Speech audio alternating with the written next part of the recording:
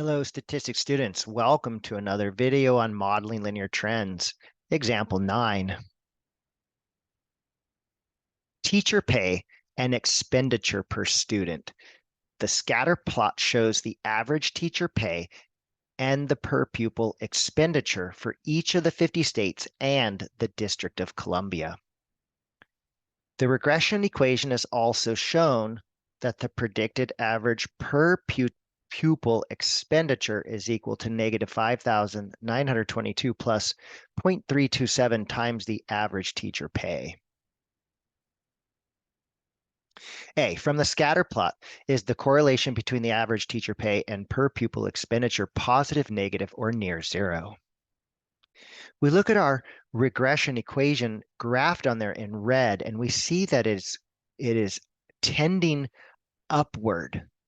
So the trend is positive, so therefore the correlation is positive. You can see this also from the fact that the slope, 0.327, is positive. What is the slope of the regression equation? Oh, we just said that, 0.327. To interpret the slope in the context of the problem, we have to use predicted value, predictor value, the average per pupil expenditure, average teacher pay. We need to use words rather than variables. So we would say that if the average teacher pay goes up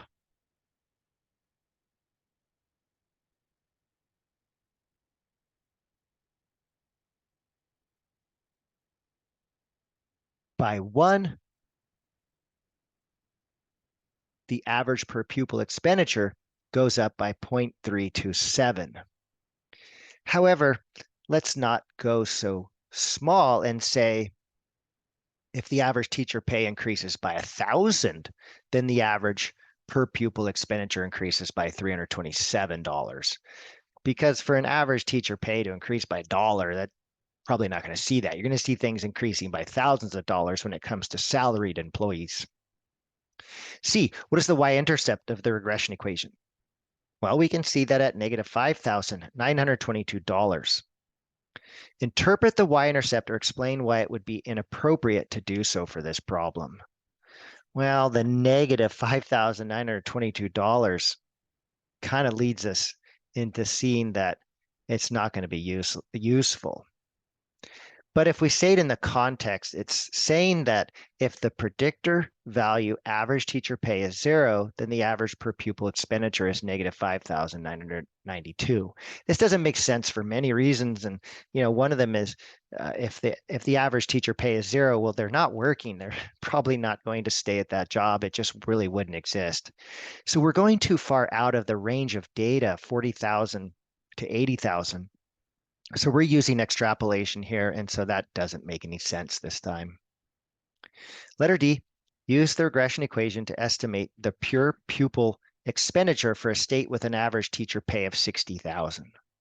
Again, we can estimate this by going to 60,000 up to the red line and over to the left, and we see it's just slightly less than 15,000, maybe 14,000.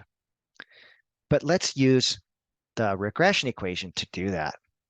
So we'll let the average teacher pay equal 60,000 and multiply that by 0.327 and then add that to negative 5,922. And indeed, we get something less than what I said before by looking at the equation or the graph, and $13,698 for the average per pupil expenditure for an average teacher pay of $60,000. And this concludes this example, modeling linear trends.